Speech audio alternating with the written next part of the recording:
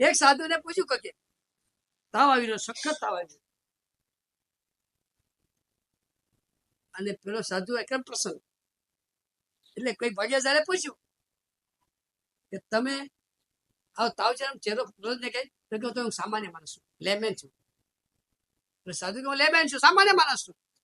એટલે સામાન્ય માણસ કહેતો કે એક જો સજ્જન માણસ હોય, દુશ્મનની પીડામાં પણ જેને દુઃખ થાય સજ્જન કહેવાય. સામાન્ય માણસ એને કહેવાય કે દુશ્મનની પીડા થતી હોય ખુશ થાય, એ કોણ કહેવાય? હું એવું છું. દુશ્મનને થતી પીડામાં ખુશ રહેવું એ અમારા જેવા સામાન્ય માણસ કામ. દુશ્મનની પીડામાં પણ જે દુઃખી થાય એ સજ્જન. આમ હું તો સ્લેમેન છું, દુશ્મનની પીડામાં ખુશ થાઉં છું, માત્ર પ્રસન્ન છું. દુશ્મનની પીડા એ પછી ક્યાં આવ્યું કે તમારા સજ્જન છો, શરીરને પીડા થતી હોય, ભગવાન કયું શરીર દુશ્મન છે, અને તમને શરીર પીડા જોઈને તમે દુઃખી થાવ છો, તમારા સજ્જન છો. હું તો સામાન્ય માણસ છું, શરીરને પીડા થાય, હા સાલા દુશ્મને બરાબર પીડા થાય. હું તો સામાન્ય માણસ, દુશ્મનની પીડામાં ખુશ. તમારા મહાપુરુષો, સજ્જન પુરુષો. સજ્જનની વ્યાખ્યા શું? સજ્જનની વ્યાખ્યા શું? દુશ્મનની પણ પીડા જોઈને જે દુઃખી થાય, બરાબર. દુશ્મનની પણ પીડા જોઈને જે દુઃખી થાય સજ્જન, અને દુશ્મનની પીડા જોઈને જે ખુશ થાય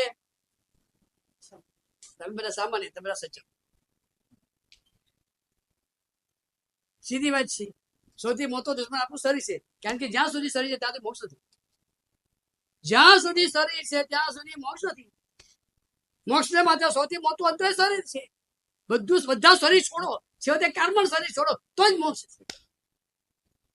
તો શરીર મોટા મોટું દુશ્મન છે. મારે મારો મોક્ષ જોઈએ, મારું શુદ્ધ શું છે, મારે મારો આનંદ જોઈએ, મને મારું જ્ઞાન જોઈએ. એમાં અંતરે આ શરીર એટલો મોટો દુશ્મન છે, મને કાંઈ કરવા દેતો નથી. મારો મોક્ષ અટકી ગયો, મારું જ્ઞાન અટકી ગયો, મારો આનંદ અટકી ગયો. સમજે છું શરીર આ તો મહા દુશ્મન છે. હવે એ દુશ્મનને પીડા થતી હોય તો ખુશ જે થાય એ સજ્જન કે સામાન્ય?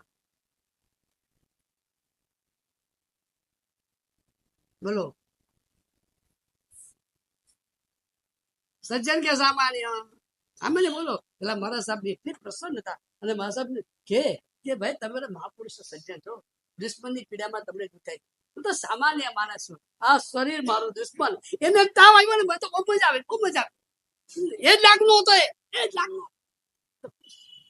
આ સાધુ પુરુષોની વિશેષતા છે.